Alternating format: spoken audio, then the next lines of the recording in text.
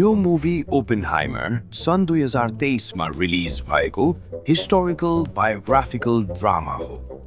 यसले संसारकै सबैभन्दा खतरनाक हतियार बनाउने मानिसको मानसिक सङ्घर्ष र नैतिक द्वन्द्व देखाउँछ। मेन स्टोरी कथा जे रबर्ट ओपेनहाइमर नामका एक असाधारण वैज्ञानिक वरिपरि घुम्छ।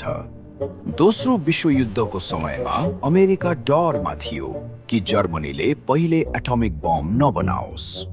यसकारण सरकारले एक गोप्य प्रोजेक्ट सुरु गर्यो जसलाई म्यानह्याटन प्रोजेक्ट भनियो। ओपेनहाइमरलाई यस प्रोजेक्टको साइन्टिफिक लिडर बनाइयो।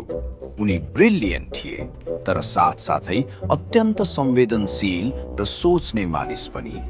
कन्फ्लिक्ट र स्ट्रगल प्रोजेक्ट अगाडि बढ्दै जाँदा ओपेनहाइमर र उनको टिमले एटमिक बम बनाउन सफल हुन्छ। तर सफलतासँगै ठूलो प्रश्न उठ्छ, के हामीले यस्तो हतियार बनाउनु सही गर्यौं?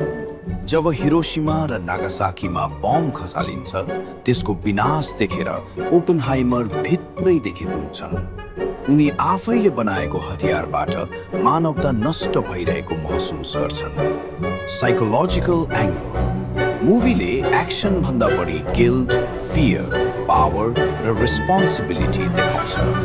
ओपेनहाइमरलाई आफ्नो कामले हिरो बनाउँछ तर भित्रभित्रै उनी अपराध बोधले चलिरहेका हुन्छन्। आफ्टरम्याथ युद्धपछि सरकार नै ओपेनहाइमर विरुद्ध जान थाल्छ। उनको लोजवाइमाथि प्रश्न उठ्छ र पोलिटिकल पावरले उनलाई आइसोलेट गरिदिन्छ। मेसेज/मिनिङ यो म्यारेज विज्ञान मात्र होइन, मानिसको विवेकको कथा।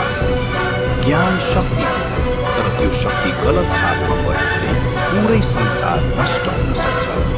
कन्क्लुजन ओपेनहाइमरले सोध्छ, के सबै कुरा गर्न सक्ने क्षमता हुनुलाई सही निर्णय हो? यदि तपाईँ साइकोलोजिकल, हिस्टोरिकल र डीप थिङ्किङ मुभी मन पराउनुहुन्छ भने यो फिल्म अवश्य हेर्नुपर्नेछ।